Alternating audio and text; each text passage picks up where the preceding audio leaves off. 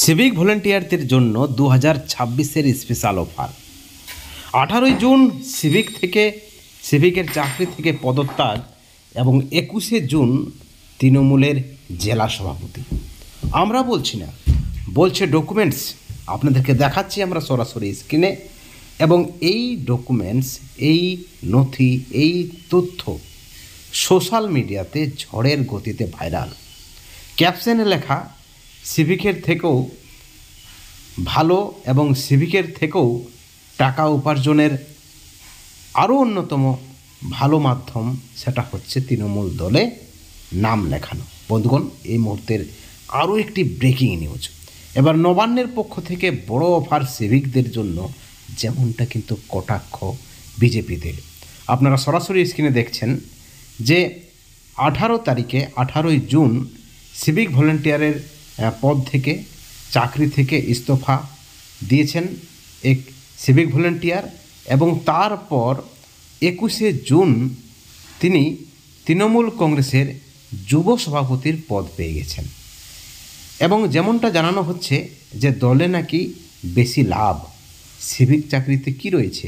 শুধুমাত্র বঞ্চনা, মাত্র 10,000 টাকায় হাড় ভাঙা খাটুনি। আবার রাজনৈতিক নেতৃত্বরা বলছেন সিভিক মানেই তৃণমূলের ক্যাডার। বিভিন্ন সময়ে অভিযোগ উঠেছে সিভিকদের বিরুদ্ধে। কী অভিযোগ? তারা শাসক দলের হয়ে কাজ করে, নির্বাচনে শাসক দলের হয়ে প্রচার করে। এবার কি সত্যি কি তাহলে এই যে অভিযোগ বিরোধীদের, বিশেষ করে বিজেপির, বাম কংগ্রেসের, এই অভিযোগটাই কি তাহলে সত্য হয়ে গেল? আপনাদেরকে দেখাচ্ছি আমরা সরাসরি স্ক্রিনে তৃণমূলের যুব সভাপতির লিস্ট। 21শে জুন সেই লিস্ট বেরিয়েছে এবং এই দুটি নথি কিন্তু সোশ্যাল মিডিয়াতে ভাইরাল হয়েছে। এবং সোশ্যাল মিডিয়া সূত্রেই আপনাদেরকে আমরা দেখাচ্ছি, যেখানে রামমোহন রায় নামে একজন সিভিক 18 জুন তিনি সিভিকের চাকরি থেকে পদত্যাগ করছেন, রিজাইন দিচ্ছেন এবং 21শে জুন তিনি একটা বড় অফার পেয়ে যাচ্ছেন তৃণমূলের যুব সভাপতি। এবং এই ঘটনা জলপাইগুড়ির। আপনারা দেখুন স্ক্রিনে যে লিস্ট রয়েছে, সেখানে কিন্তু ডিস্ট্রিক্টের ঘরে নাম লেখা রয়েছে জলপাইগুড়ি। এখন প্রশ্ন হচ্ছে, বিরোধীদের যে অভিযোগ সিভিকদের নির্বাচনী কাজে ডিউটি দেওয়া যাবে না, নির্বাচন কমিশনের পক্ষ থেকেও যে গাইডলাইন ছিল আপনারা দেখেছেন, গত পঞ্চায়েত থেকে শুরু করে গত লোকসভা নির্বাচনে সিভিকদের কোনোভাবেই দায়িত্ব দেওয়া যাবে না। এবং সিভিকরা দায়িত্ব পেতেই কিন্তু সরব হয়েছেন বিজেপি। যে বুথে সিভিকদের ডিউটি ছিল সেই বুথে কিন্তু সোচ্চার হয়েছিলেন বিজেপি, কারণ সিভিকদেরকে ভালো চোখে দেখা হয় না। সিভিকরা নাকি রাজ্য সরকার হয়ে কাজ করে। আসলে সব সিভিক নয়, কিছু সিভিক আছে যারা কেউ ভয়ে এবং কেউ চাপে, আবার কেউ চাকরি হারানোর ভয়েও কিন্তু শাসক দলের হয়ে কাজ করে, নির্বাচনে প্রচার করে, ভোটের কাজ করে, অর্থাৎ যাতে করে ভোট তৃণমূলের পক্ষে যায়, সেই কাজটাই নাকি সিভিকদের দিয়ে করানো হয়। বন্ধুগণ, এই মুহূর্তের যে খবর সোশ্যাল মিডিয়াতে ভাইরাল, যে এক সিভিক তিনি 18 জুন সিভিকের পদ থেকে, সিভিকের চাকরি থেকে রিজাইন দিচ্ছে এবং তারপর তিনি তৃণমূলে ভালো পদ পেয়ে যাচ্ছেন। এবং যে ক্যাপশন লেখা রয়েছে সোশ্যাল মিডিয়াতে, যে সিভিকের চাকরিতে কি রয়েছে, অর্থাৎ সিভিকের থেকেও ভালো হচ্ছে শাসক দলের নাম লেখানো, শাসক দলে পদ পাওয়া এবং সিভিকের থেকেও ভালো উপার্জন কিন্তু এই পদ পেলে হতে পারে বা হবে। অর্থাৎ আপনারা যদি দেখেন বিভিন্ন যে দুর্নীতির খবর, আপনারা দেখেছেন বিভিন্ন দুর্নীতির খবর, এসএসসির দুর্নীতি, প্রাথমিক চাকরির দুর্নীতি, এবং এই দুর্নীতিতে বিভিন্ন নেতৃত্বরা কিন্তু জড়িয়ে।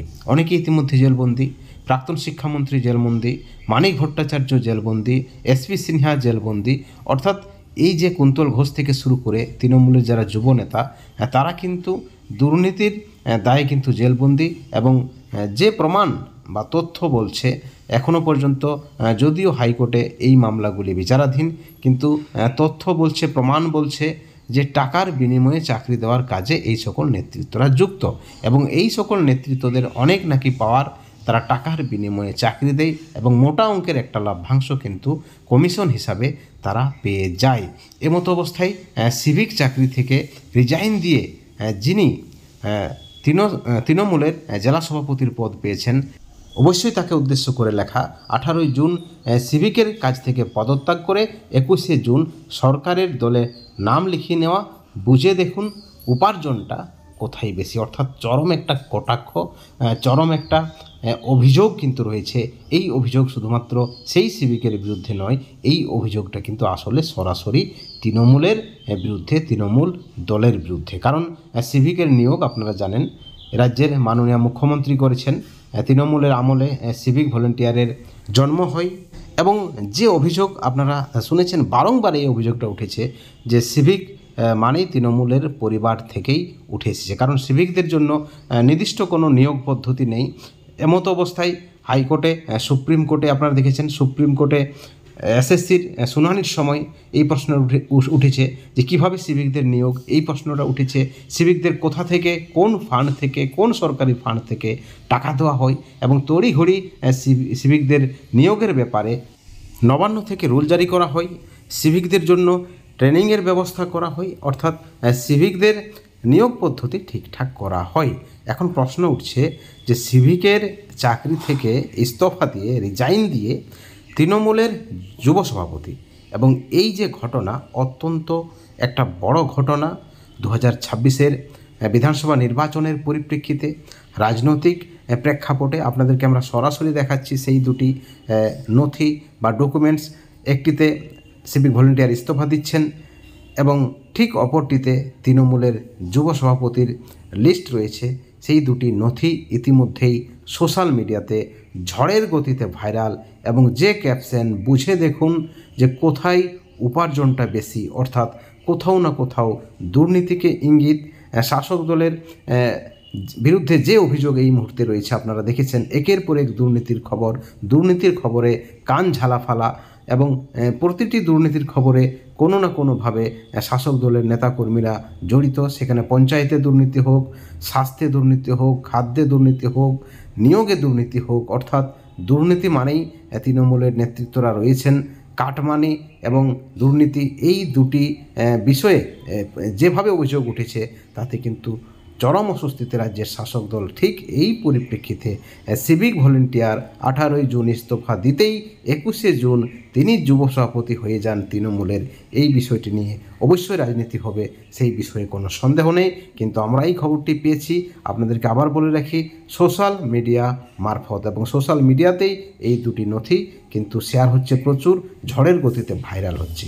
এই ভিডিওর পরিপ্রেক্ষিতে আপনাদের যদি কোনো মতামত থাকে, প্রতিক্রিয়া থাকে, অবশ্যই আপনারা আমাদের চ্যানেলের কমেন্ট সেকশনে কমেন্ট করে জানাবেন। কিন্তু সিভিকদের দাবি, দীর্ঘদিনের দাবি, যতটা তারা পরিশ্রম করে ততটা কিন্তু তারা পারিশ্রমিক পায় না, যদিও তাদেরকে তৃণমূলের ক্যাডার বলা হচ্ছে। একইভাবে যদি আপনারা দেখেন পার্শ্ব শিক্ষক নিয়োগ বাম আমলে, এবং পার্শ্ব শিক্ষকদেরও সিপিএমের ক্যাডার বলা হয়ে থাকে।